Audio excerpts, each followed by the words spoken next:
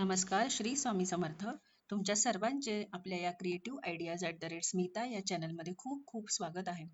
तुमच्या सर्वांच्या सर्व चांगल्या मनोकामना पूर्ण होत आणि तुमच्या जीवनात आनंदाचे क्षण हे नेहमी भरभरून येत राहोत, हीच मी महाराजांच्या चरणी प्रार्थना करते आणि आजच्या या नवीन व्हिडिओला सुरुवात करते. आज मी तुम्हाला जे आपले पितृपक्ष चालू झाले आहे त्याविषयी थोडीफार जी मी माहिती मला माहीत आहे ते तुम्हाला सांगणार आहे. म्हणजे या काळात काय करावे किंवा काय नाही करावे हे याबद्दल जी थोडीफार माहिती मला आहे. तर चला मग आपण व्हिडिओला सुरुवात करूया. तर पितृ म्हणजे कोण? तर पितृ हे आपल्या घरातील ज्या मृत पावलेल्या व्यक्ती असतात तेच आपले पितृ असतात. पितरांना त्यांच्या पुढील जीवनात सद्गती मिळावी, त्यांचे आशीर्वाद आपल्या पाठीशी नेहमी असावे आणि त्यांच्या आत्म्यास शांती मिळावी यासाठी श्राद्ध कर्म असे केले जातात.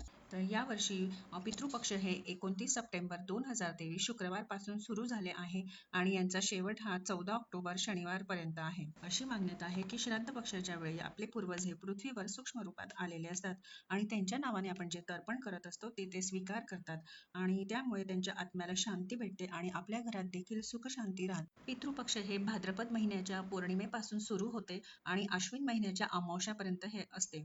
अश्विन महिन्याच्या कृष्ण पक्षालाच पितृपक्ष असे म्हटले जाते. पितृपक्षाला आपल्या हिंदू धर्मामध्ये खूप महत्व आहे.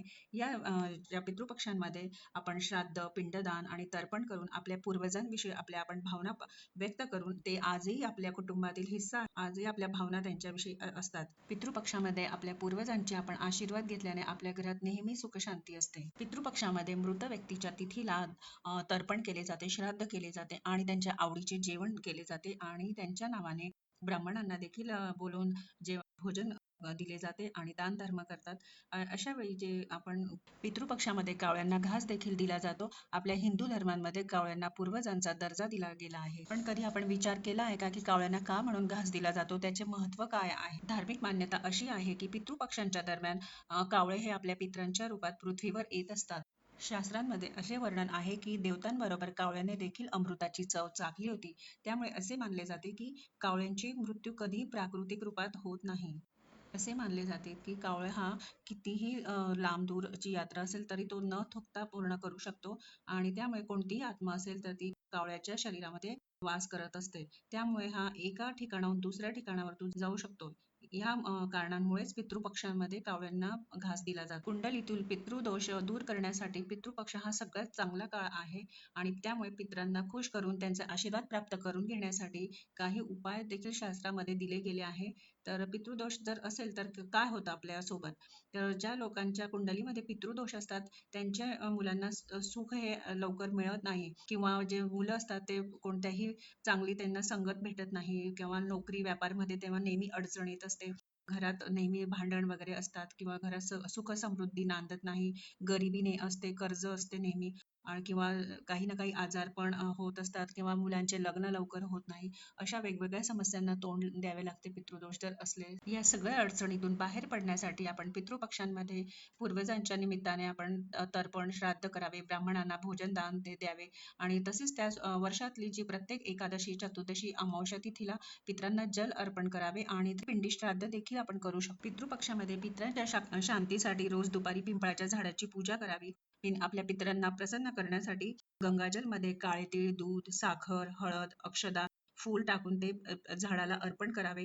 त्यामुळे पितृदोष शांतीसाठी हा उपाय खूप महत्वाचा आहे. तसेच या काळात आपण ओम नमो भगवते वासुदेवाय या मंत्राचा जप देखील कमीत कमी 1 माळ करू शकतो. त्यासोबत जे आपल्या दिंडोरी प्रणीत केंद्रात 700 श्लोकी भागवत ग्रंथ आहे त्याचे देखील आपण वाचन नक्की केले पाहिजे. आपल्या पितरांच्या सद्गतीसाठी श्राद्ध करण्याचे खूप मोठे फायदे आहे. तुळशीने पिंडार्चन केल्याने पितरगण अगदी प्रलयापर्यंत तृप्त राहतात. तुळशीच्या सुगंधानेच ते प्रसन्न होऊन गरुडावर बसून ते विष्णू लोकात जात असतात. पितृ प्रसन्न तर सगळे देवता प्रसन्न होतात.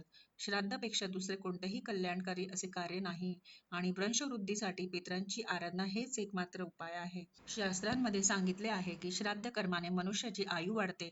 पितृगण मनुष्याला पुत्र प्रदान करून वंशाचा विस्तार करत असतात. कुटुंबामध्ये धनधान्य समृद्धीचे अंबार लावत असतात. श्राद्ध कर्म हे मनुष्याच्या शरीरामध्ये बल, पौरुष, वृद्धी करत असतात. तसेच यश व पुष्टी देखील प्रदान करत असतात. पितरगण हे स्वास्थ्य, बल, श्रेय, धन, धान्य आदी सगळे सुख, स्वर्ग आणि मोक्ष प्रदान करत असतात. श्रद्धापूर्वक श्राद्ध केल्याने कुटुंबातील मध्ये कोणतेही प्रकारचे क्लेश राहत नाही. श्राद्ध केल्याने पितृऋणापासून मुक्ती मिळत असते. श्राद्ध न केल्यामुळे पितृदोष हे नेहमी लागत असते आपल्याला आणि पितृदोषामुळे खूप काही संकटांचा सामना आपल्याला करावा लागत असतो.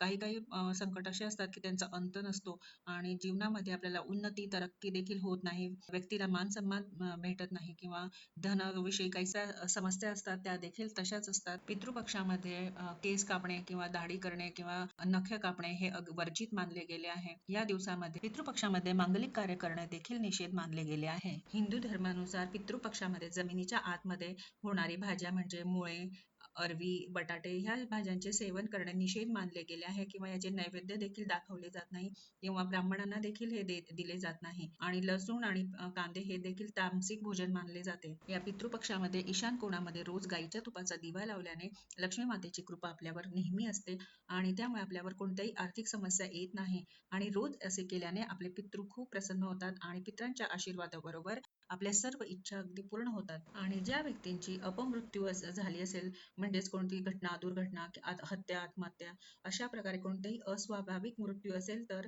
त्यांचे श्राद्ध मृत्यू तिथीच्या दिवशी कधीच करत नसतात. श्राद्ध कर्म हे फक्त 3 पिढीपर्यंतच होते. 3 पिढीपेक्षा जास्त झाल्यावर श्राद्ध कर्म असे होत नाही. अशा प्रकारचे आपल्या पूर्वजांचे, सगळ्यांच्या पूर्वजांचे श्राद्ध कर्म, तर्पण विधी करून त्यांच्या आशीर्वादाने त्या सगळ्यांची आर्थिक, शैक्षणिक, सामाजिक, पारिवारिक उन्नती होऊन आणि सगळ्यांचे कष्ट दूर होऊन सगळ्यांचे पित्र प्रसन्न हो हीच मी प्रार्थना करते आणि आजचा व्हिडिओ इथेच थांबवते.